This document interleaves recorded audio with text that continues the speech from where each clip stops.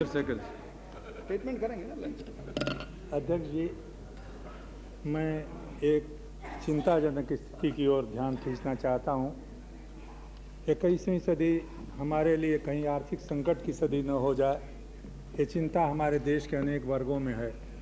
लेकिन मैं उसकी ओर ध्यान इसलिए दिलाना चाहता हूं कि इस सभा के, लोकसभा के बहुत दिनों तक सदस्य रहे, मंत्रिमंडल के कई पदों को उन्होंने सुशोभित किया। बसंत साठे जी ने इस सवाल को बार बार उठाया है। पिछले 5 वर्षों में उन्होंने इस पर टिप्पणी भी की है। उनका कहना है कि भारत ऐसे देश में जहां कहा जाता है कि 30 करोड़ लोग मध्यम वर्ग के हैं, वहां केवल 1% लोग टैक्स देते हैं और नतीजा ये होता है कि सरकारी खजाने में टैक्स कम आता है और हम विदेशी मुद्रा पर निर्भर हैं, कर्ज के ऊपर। कर्ज दिन पर दिन बढ़ता जा रहा है। आज आंकड़ा यह है कि करीब 40% उसकी सूद में और उस पर खर्च करने में लग जाता है। ये विदेशी मुद्रा के ऊपर निर्भर रहना देश के सम्मान के खिलाफ, आत्मनिर्भरता के खिलाफ, हमारे पुरुषार्थ के खिलाफ एक बड़ी चुनौती है।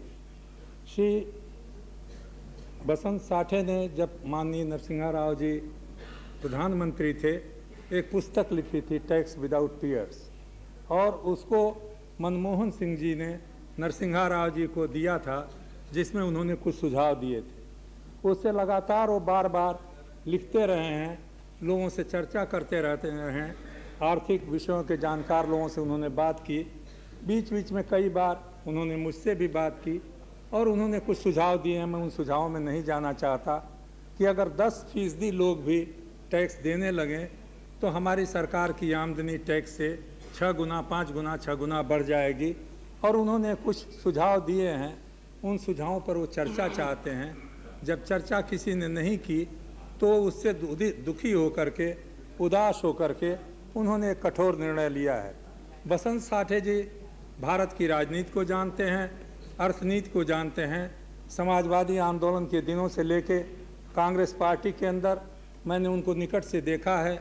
हमारे सांस्कृतिक परंपराओं के वो जानकार हैं और उन्होंने दुखी होकर के निर्णय लिया है कि अगर इस पर चर्चा भी नहीं हुई, विचार भी नहीं हुआ, तो 4 मार्च से, अगले 4 मार्च से 2000 से वो आमरण अनशन करेंगे।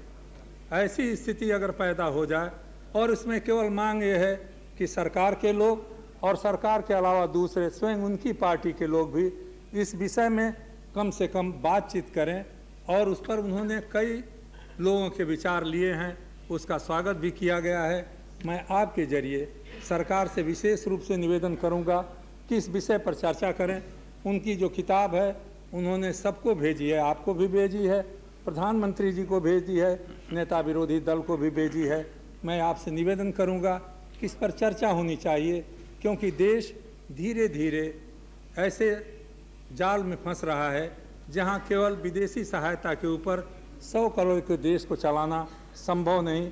वो आत्मनिर्भरता की बात, वो पुरुषार्थ की बात, वो संयम की बात अब नहीं रही। इससे उनका दुखी होना स्वाभाविक है। उन्होंने आज़ादी की लड़ाई में हिस्सा लिया है, उन्होंने देश के निर्माण में काम किया है। ऐसे व्यक्ति को अगर ऐसा निर्णय लेना पड़े तो हमारे लिए दुख की बात है।